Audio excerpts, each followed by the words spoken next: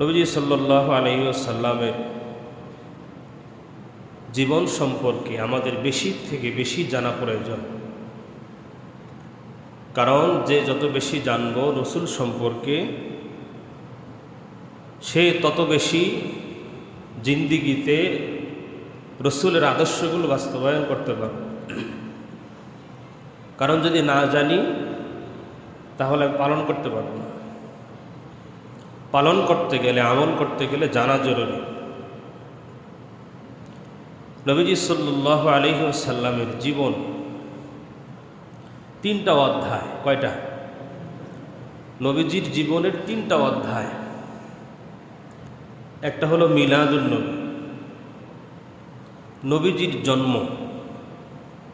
নবীজির জন্ম নিয়ে আলোচনা করা মুস্তাহাব, সওয়াব, আমলের কিছু নেই। 2 নম্বর হলো সিরাতুন নবী, অর্থাৎ নবীজির 63 বছরের জিন্দেগি,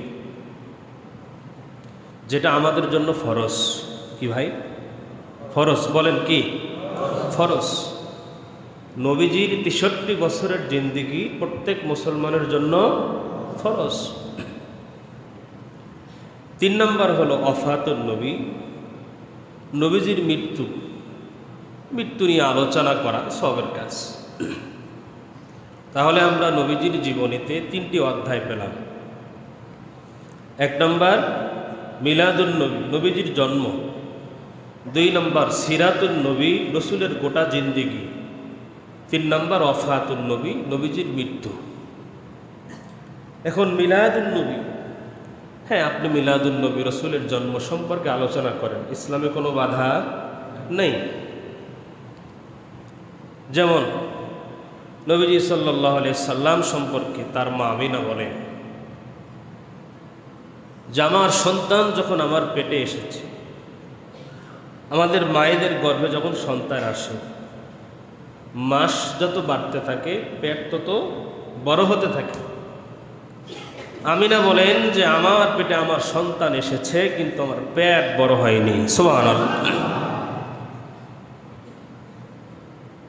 এবং আমিনা বলেন প্রত্যেক মা যখন সন্তান প্রসব করে, প্রসব বেদনা হয়। প্রসবের বেদনা, এটা মা ছাড়া এই যন্ত্রণা কেউ বুঝতে পারবে। আমিনা বলেন আমার সন্তান দুনিয়াতে আসছে, আমার প্রসবের সময় কোনো ব্যথা হয়নি।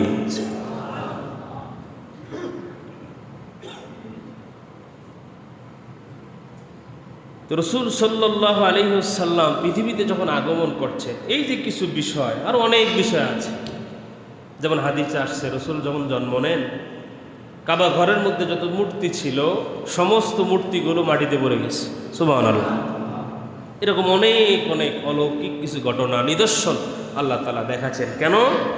বলে এটা তিনি যে রাসূল হবেন তার পরিচয় বহন করবে। সুবহানাল্লাহ। মিলাদুন নবী, রসুলের জন্ম, এখানে আমাদের আলোচনার বিষয় আছে, কিন্তু আমলের কোনো বিষয় নেই।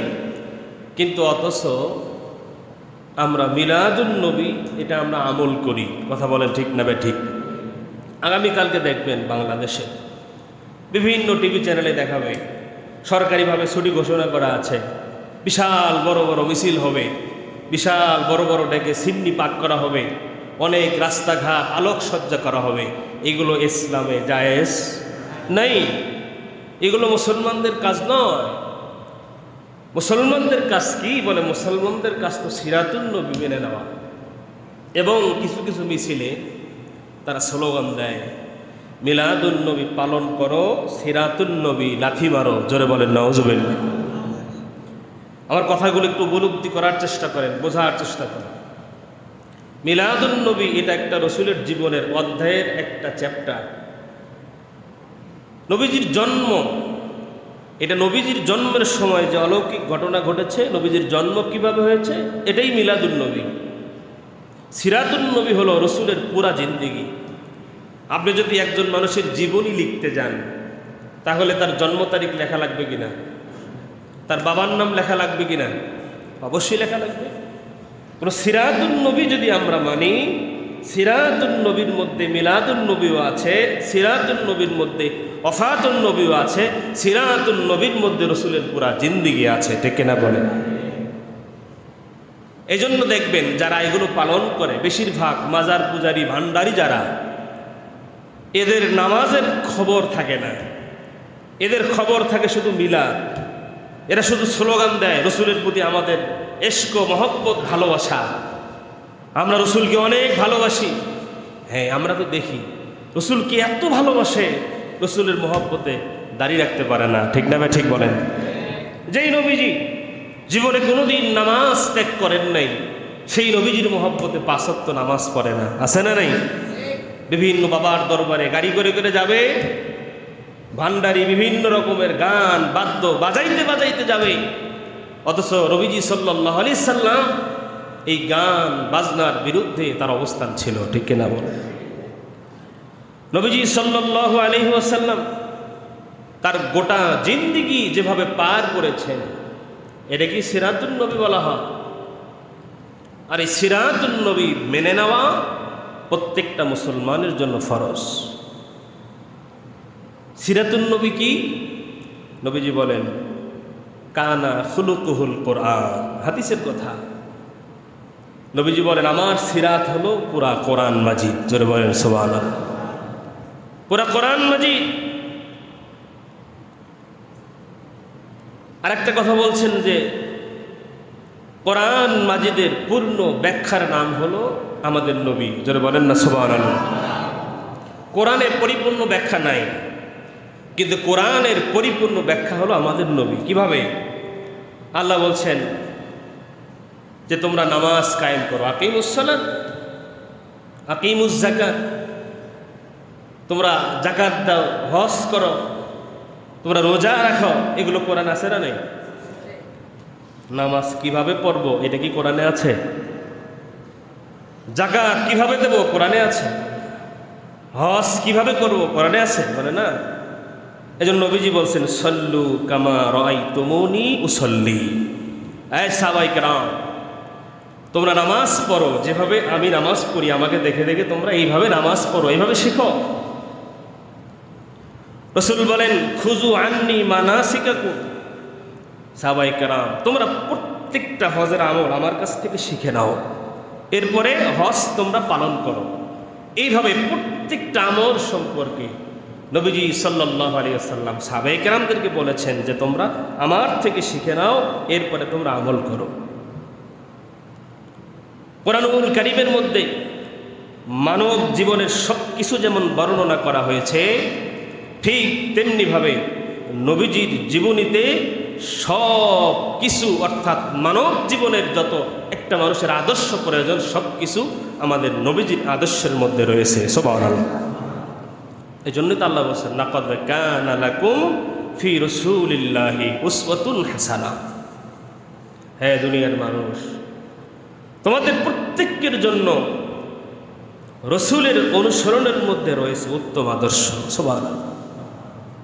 ভাইরা আমার, রসুল সাল্লাল্লাহু আলাইহি ওয়াসাল্লামের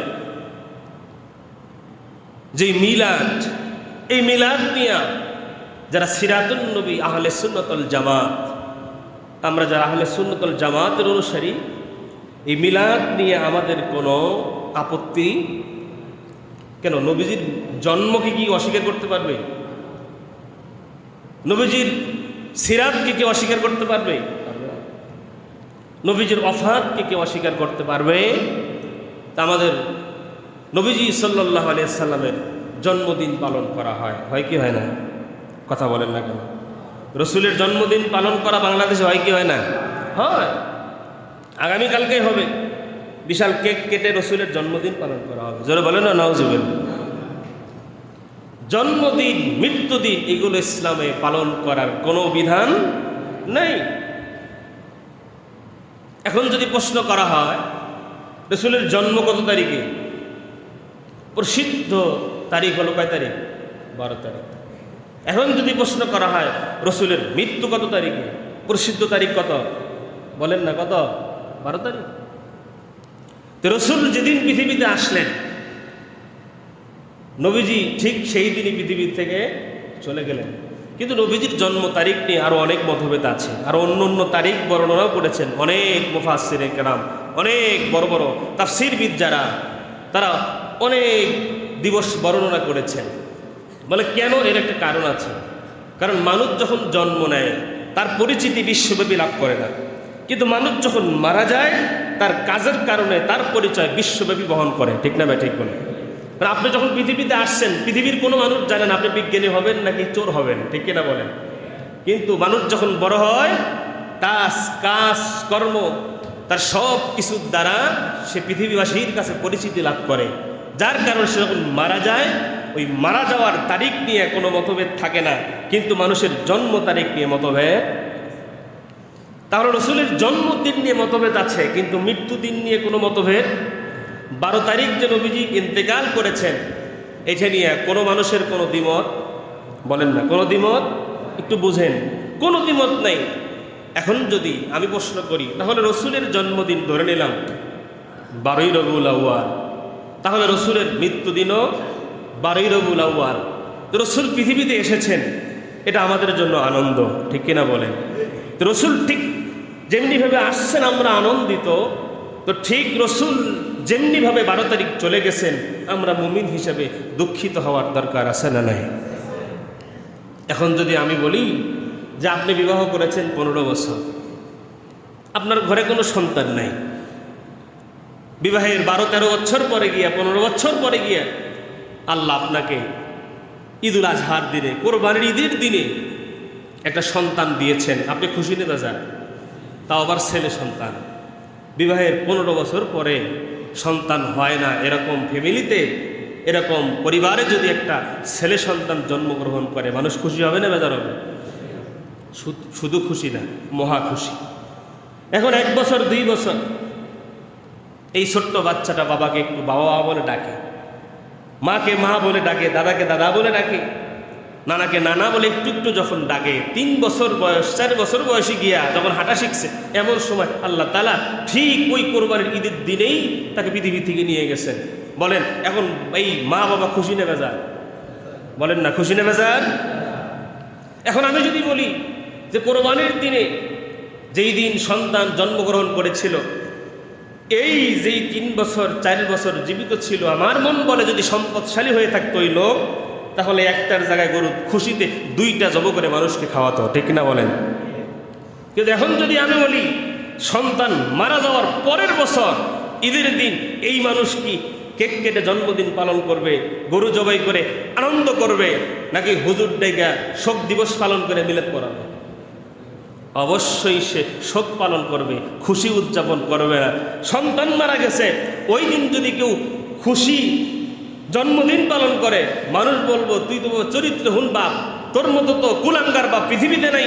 সন্তান আসছিল আনন্দ পালন করছস, ঠিক আছে, সন্তান বইরে গেছে ওই দিন জন্মদিন পালন করো, তোর মতো ব্যাকল পৃথিবীতে নাই, ঠিক না বলে?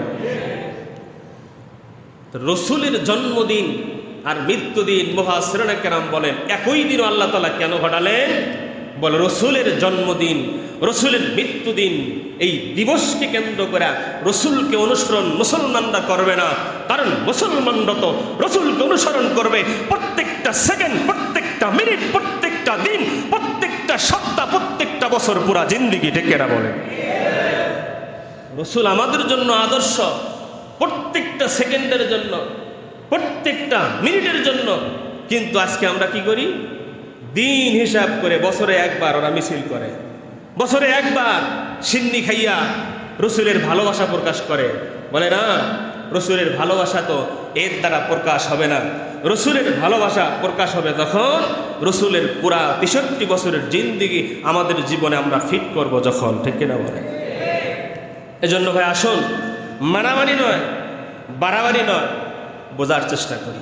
ইসলাম এটা তর্কের জিনিস নয়, ইসলাম মারামারির জিনিস নয়, ইসলাম বোঝার জিনিস।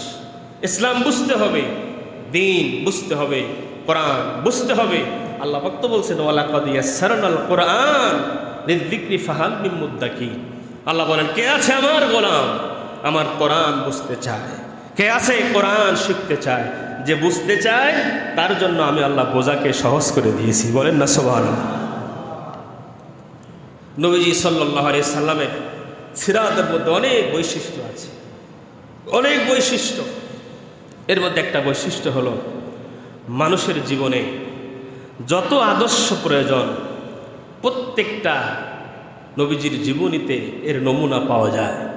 এমন কোনো জিনিস নাই যেটা রসুলের থেকে ঘটেছে আর এটাই পৃথিবীবাসী জানে না, এমন কোনো ঘটনা, এমন কোনো জিনিস রসুলের জীবনীতে ঘটে নাই।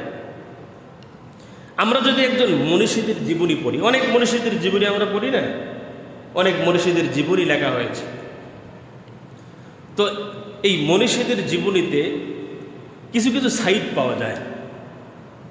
সে তার জীবনে মানবতার কল্যাণে কি কি কাজ করেছে, রাষ্ট্রীয় জীবনে তার ভূমিকা কি ছিল, রাজনৈতিক অঙ্গনে তার ভূমিকা কি ছিল, এইরকম কিছু সাইড আমরা পাই।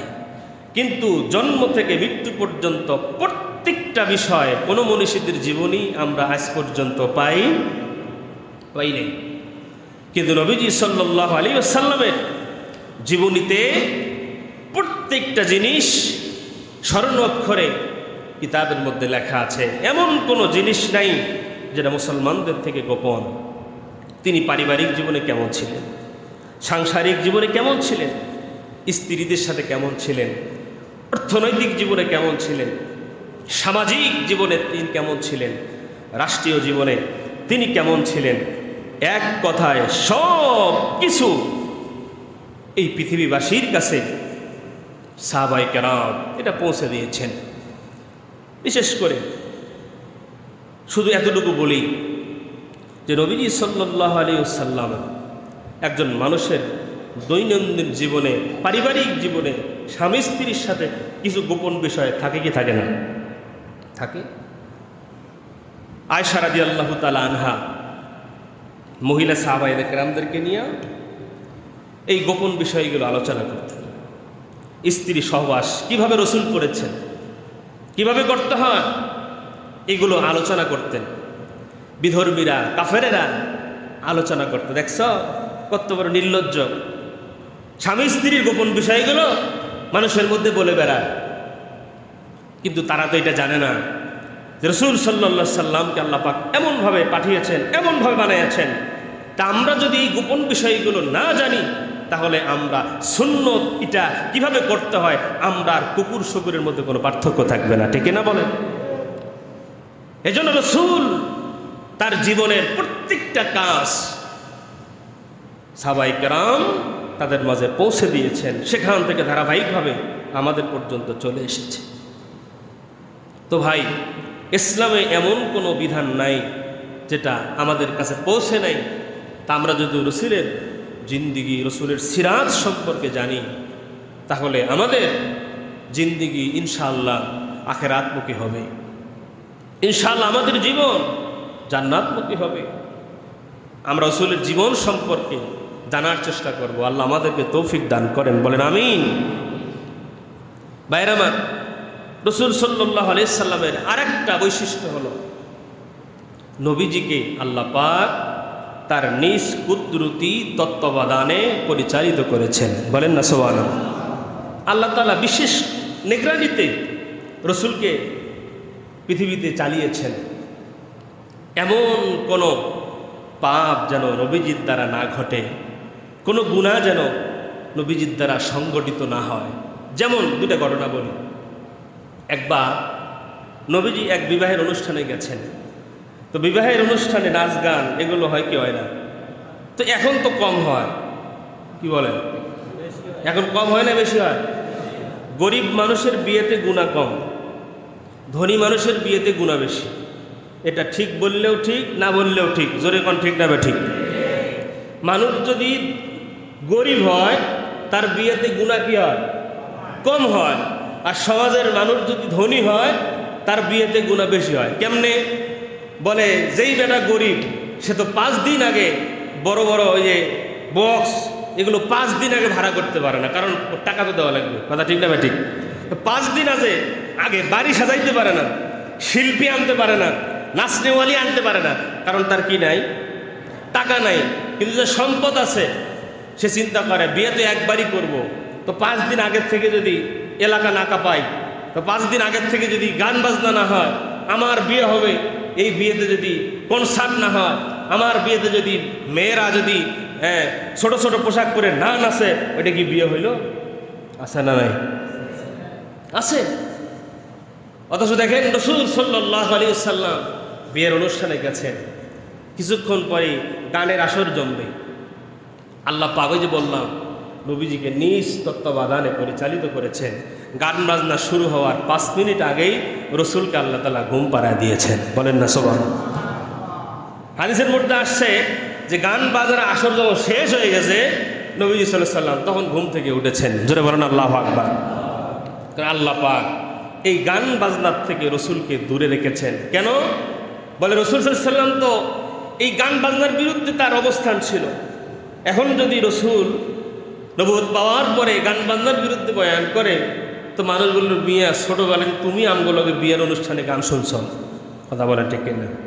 আল্লাহ পাক রসুলকে নিজ কুদরতিভাবে নিগরানিতে পরিচালিত করেছেন।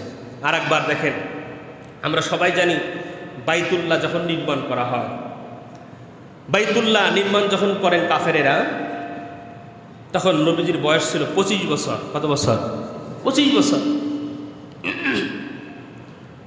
তো ওই পাহাড় থেকে বড় বড় পাথর নিয়ে আসতেছে। তো তারা চিন্তা করলো যে আমরা যেই পোশাক পরে আছি, মানে ওই যারা পাথর আনতেছে কুরাইশের কাফেরেরা, তো এই কাপড় পরে আমরা তো কত গুনাই না করি, কি বুদ্ধি। বলে তাহলে এই কাপড় পরে যদি আমরা পাথর নিয়ে আসি তো এটা কি হয়? তো অতএব এই কাপড় খুলে ফেলাই। কাপড় কি করবে?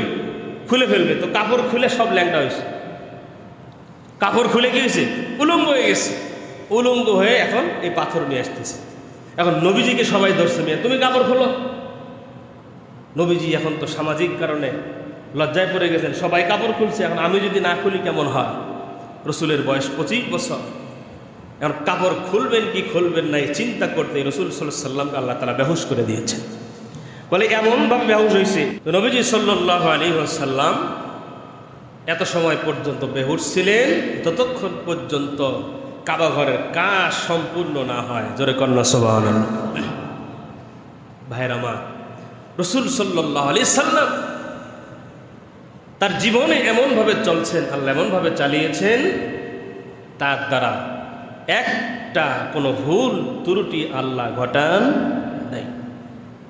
আরেকটা বৈশিষ্ট্য হলো, সামাজিক কারণে, মানবিক কারণে এমন কোনো কাজ নবীর দ্বারা সংগঠিত হতে যাচ্ছে যেটা আল্লাহর ইচ্ছার বাহিরে। কথা বুঝেন? এমন কোনো কাজ যেটা নবীজির দ্বারা সংগঠিত হতে যাচ্ছে, কেন বলে? মানবিক কারণে, সামাজিক কারণে, যেই কাজটা আল্লাহ তাআলার ইচ্ছার বাহিরে নবীজি করতে যাচ্ছেন, যেটা আল্লাহ পছন্দ করে না, এমন কাজ যখন করতে পা বাড়িয়েছেন, ঠিক ওই সময়ই আল্লাহ পাক কোরআনুল কারীমের মাধ্যমে, ওহীর মাধ্যমে নবীজিকে সতর্ক করে দিয়েছেন। বলেন না সুবহানাল্লাহ।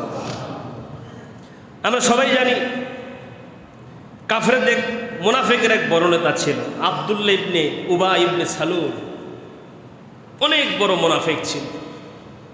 তার যখন ইন্তেকাল হয়ে গেল, তার সন্তান আব্দুল্লাহ জবরদস্ত একজন সাহাবী ছিলেন, খাস সাহাবী ছিলেন। বাপে ছিল মুনাফিক, মুনাফিকদের লিডার। তো মারা যাওয়ার পরে আব্দুল্লাহ নবীজির কাছে গিয়ে বলছেন, ইয়া রাসূলুল্লাহ, আমার বাবার জানাজাটা আপনি পড়াবেন। অথচ সে ছিল মুনাফিকদের বড় লিডার। এই যে একটা মানবিক কারণে, পারিপার্শ্বিক কারণে, সামাজিক কারণে নবীজি সাল্লাল্লাহু আলাইহি ওয়াসাল্লাম চিন্তা করতে লাগলেন, এখন কি করি? আমার খাস একজন সাহাবী, সে বলছেন বাবার জানাজা পড়ানোর জন্য। নবীজি সাল্লাল্লাহু আলাইহি ওয়াসাল্লাম যখনই পা বাড়াতে গিয়েছেন, আল্লাহ পাক জিবরাইলের মাধ্যমে ওহী নাজিল করে, কোরআনুল কারীমের আয়াত নাজিল করে নবীজিকে সতর্ক করেছেন, মুহাম্মদ, যারা মুনাফিক, দুনিয়াতে যাদের মিশন ছিল কোরআনের বিরুদ্ধে অবস্থান নেওয়া, যারা কোরআনের বিরুদ্ধে ষড়যন্ত্র করেছে, কশ্চিনকালেও আপনি তার জানাজার ইমামতি করতে পারেন না। রাসূল পিছে সরে এসেছেন। আপনি তার জন্য তো জানাজা পড়বেনই না, তার কবরে আপনি মাটিও দেবেন না, তার জন্য আপনি দোয়া পর্যন্ত করবেন না। এটা আমাদের উম্মতের জন্য শিক্ষা। কি শিক্ষা? বলে রসুল এই কাজ, আল্লাহ পাক রসুলের দ্বারা এই কাজ কেন ঘটালেন? বলে যাতে বড় বড় মুনাফিক যারা নাম কাওয়াস্তে মুসলমান, নাম মুসলমান, বাপ মুসলমান, দাদা মুসলমান, 14 গোষ্ঠী মুসলমান, কিন্তু তার কাজ হলো কোরআনের বিরোধিতা করা, এরকম লোক সমাজে আছে না নাই? এরকম বহু নেতা আমাদের দেশে আছে মুসলমান, কিন্তু কোরআনের বিরুদ্ধে, কোরআনের ভুল ব্যাখ্যা করে, ইসলামকে নিয়ে মিথ্যা আরোপ করে, আছে না নাই? নামাজ পড়ে, সামনের কাতারেও পড়ে, এমন অনেক মানুষ আছে, কিন্তু বাহিরে গিয়া কোরআনের বিরোধিতা করে। এরা হলো মুনাফিক। বলে উপরে একরকম, ভিতরে আর এক রকম। আল্লাহ পাক বলছেন যারা মুনাফিক, সমাজের বড় বড় আলেমদেরও কাজ হলো এটা, এই মুনাফিকদের জানাজা বর্জন করা। বলে কেন? বলে মুনাফিকদের জানাজা আলেমরা যদি বর্জন করে, তা নামধারী যারা মুসলমান মুনাফিক আছে এরা সতর্ক হবে এবং ভালো হবে। ঠিক কিনা বলে? এজন্য আমি মনে করি বাংলাদেশের বড় বড় ওলামায়ে কেরাম যারা আছে, এটা লিস্ট করা দরকার যে আমাদের বাংলাদেশে প্রথম সারিতে বড় বড় মুনাফিকদের লিডার কারা আছে। ঠিক কিনা বলে? এই মুনাফিকদের আমরা যদি তালিকাভুক্ত করতে পারতাম, আমার মন সাক্ষী দেয় আস্তে আস্তে এই নামধারী মুনাফিক যারা মুসলমানদের মধ্যে থেকে ইসলামকে ক্ষতি করার চেষ্টা করে, এগুলো সতর্ক হবে, তওবা করে ভালো হবে। ঠিক কিনা বলে? এই পৃথিবীতে কাফের, বেঈমান, মুনাফিক, বিধর্মী, এদের দ্বারা ইসলামের যতটুকু ক্ষতি হয়েছে তার থেকে বেশি ক্ষতি হয়েছে নামধারী মুসলমান মুনাফিকদের দ্বারা। ঠিক কিনা বলেন? কারণ এরা তো নামাজিদের সাথে নামাজ পড়ে ইসলামের ক্ষতি করে। এদেরকে চেনা যায় না, এদেরকে সহজে চেনা যায় না। মাথায় টুপি আছে, গায়ে পাঞ্জাবি আছে, রসুলের পিছে নামাজ পড়ছে, একেবারেই রসুলের সাথে হজরত বেলালের সঙ্গে নামাজ পড়েছেন, কিন্তু মুনাফিক। রসুলের সঙ্গে নামাজ পড়ছেন, মুনাফিক, কপালে হেদায়েত হয় নাই। ভাইরা আমার, এজন্য আমরা যারা মুসলমান, আমাদের দ্বারা যেন মুনাফিকই না হয়।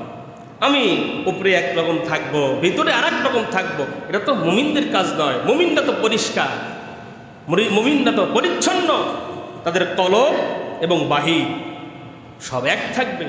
আল্লাহ পাক যেন আমাদের জীবন চরিত্রকে আল্লাহ যেন সুন্দর বানায় দেয়। বলেন আমিন। ভাইরা আমার, মোট কথা হলো যে রসুল সাল্লাল্লাহু আলাইহি ওয়াসাল্লামের ৬৩ বছরের জিন্দিগিতে নবীজি যা করতে বলেছেন তা করা, নবীজি যা ছাড়তে বলেছেন তা ছেড়ে দেওয়া, রসুল সাল্লাল্লাহু আলাইহি সাল্লামের প্রত্যেকটা সুন্নতকে অনুসরণ করে মুমিনরা তাদের জীবন পরিচালনা করবে। যারা করবে তাদের সম্পর্কে রসুল বলছেন, মান আহাব্বা সুন্নতি ফাকাদ আহাব্বানি ওয়া মান আহাব্বানি কানা মাই ফিল জান্নাহ। দুনিয়ার মধ্যে আমার উম্মতেরা শোনো, যারা তোমরা আমি নবীকে মহব্বত করতে চাও, আমি নবীকে ভালোবাসতে চাও, তারা আমার সুন্নতকে আঁকড়িয়ে ধরো, আমার সুন্নত দিয়ে জীবন সাজাও, আমার সুন্নতের রশি গলায় লাগাও, আমার সুন্নতের রঙে রঙিন হও। কি লাভ হবে? বলে হাসরের দিন, পরকালের দিন, যেদিন সমস্ত মানুষগুলো আপন মানুষ থেকে দূরে সরে যাবে, আমি নবীজি ঘোষণা দিলাম কানা মাই ফিল জান্নাহ, হাসরের ময়দানে তুমি আমি নবীর সঙ্গে জান্নাতে থাকবে। সুবহানাল্লাহ।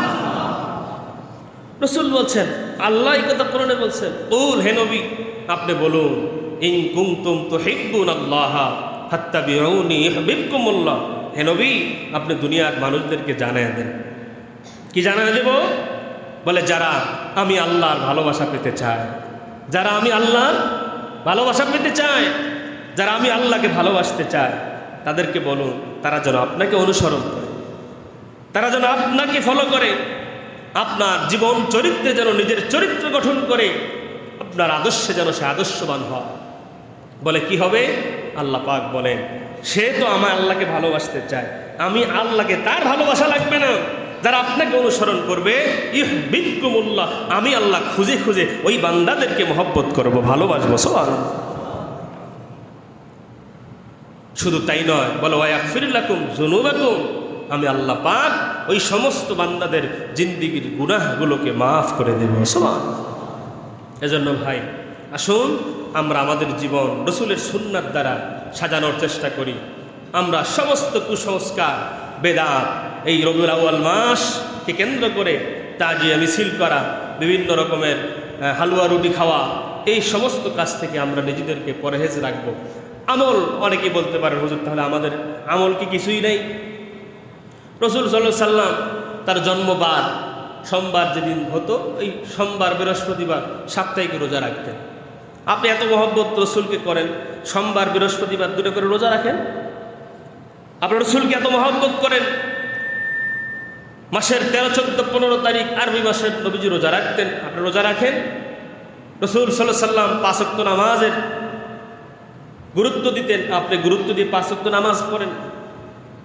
এক কথায় রসুলের যত আমল আমাদেরকে বলে গিয়েছেন, এই আমলগুলো আমরা করবো ইনশাআল্লাহ।